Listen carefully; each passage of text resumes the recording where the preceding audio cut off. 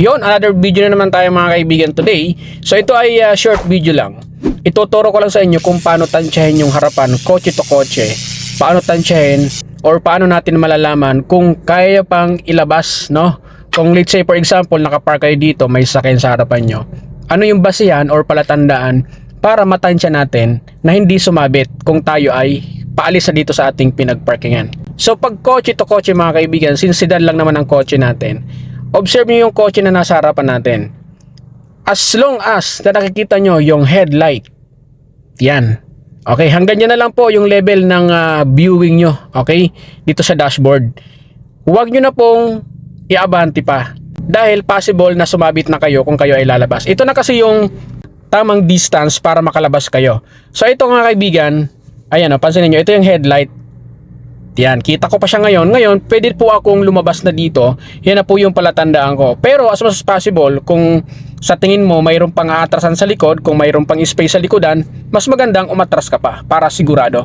But this is the exact pattern para malaman nyo na yung harapan ng kotse nyo ay hindi nasasabit sa kotse na yan. So papakita ko sa inyo mga kaibigan, lalabas tayo papunta doon. Lagay ko lang siya ng first gear. Okay. So this time, kayang-kaya nang ilabas niya na hindi natin tatamaan yung kotse na nasa harapan. Make it sure na naka-full turn ang inyong steering wheel. Turn nyo lang po sa kaliwa. Yan, sagad. Yan. Kung hindi na po kayo maka-atras dahil wala nang space sa likod, i-maintain nyo lang yan yung ganong palatandaan. Yan. So, kayang-kaya na po yung ilabas mga kaibigan. And make it sure na slow moving lang dapat ang galaw nyo. Tignan nyo lang habang gumagalaw ako papalabas dito sa ating pinagparadaan. Tignan nyo po yung nangyayari dito. Yan. So hindi po yan tatamaan. Basta't sigurado kayo na naka full turn ang inyong manibela. Ayan. Hanggang sa mailabas nyo.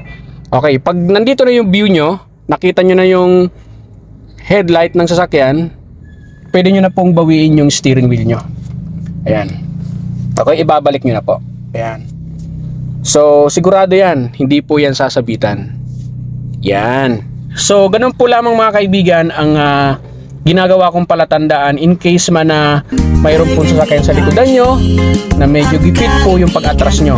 Pero kagaya ng sinabi ko, kung kaya nyo pang umatras para mas magkaroon ng space sa harapan, mas maganda po, mas safe. But the perfect na palatandaan is the headlight.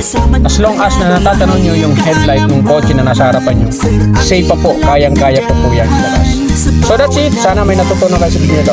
Bye-bye!